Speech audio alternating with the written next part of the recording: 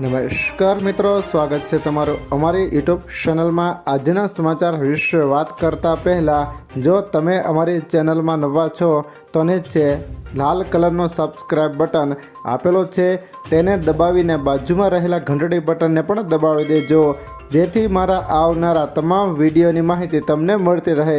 ગુજરાતમાં ચોમાસું ફરી ધીમું પડ્યું, નિયમિત વરસાદ માટે હજુ રાહ જોવી પડે છે। ગુજરાતમાં ચોમાસાની શરૂઆત બાદ વરસાદી ગતિવિધિ ફરી ધીમી પડી છે।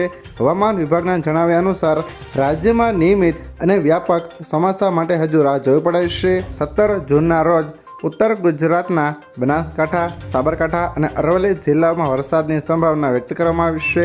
સાથે જ દક્ષિણ ગુજરાતના ભરૂચ, સુરત, તાપી, નવસારી, ડાંગ, વલસાડ, દમણ અને દાદરાનગર હવેલીમાં પણ ગાજવીજ સાથે હળવો વરસાદ પડી શકે છે।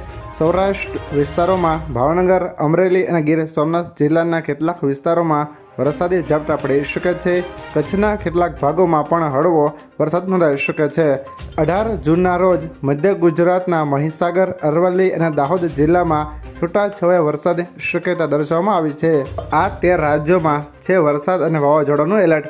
હવામાન વિભાગના જણાવ્યા અનુસાર કાલે ઉત્તર પ્રદેશ, બિહાર, દિલ્હી, હરિયાણા, રાજસ્થાન, ઉત્તરાખંડ, પંજાબ, હિમાચલ પ્રદેશ, જમ્મુ કાશ્મીર, ઝારખંડ, છત્તીસગઢ, મધ્યપ્રદેશ અને પશ્ચિમ બંગાળમાં ભારે વરસાદની આગાહી છે।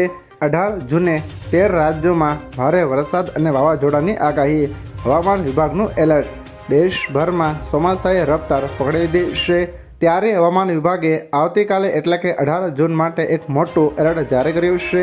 નવી આગાહી મુજબ ઉત્તર પ્રદેશ, બિહાર, દિલ્હી સહિત દેશના 13 જેટલા રાજ્યોમાં 80 કિલોમીટર પ્રતિ કલાકની ઝડપે તોફાની પવન ફૂંકાવા સાથે ભારે વરસાદની શક્યતા છે।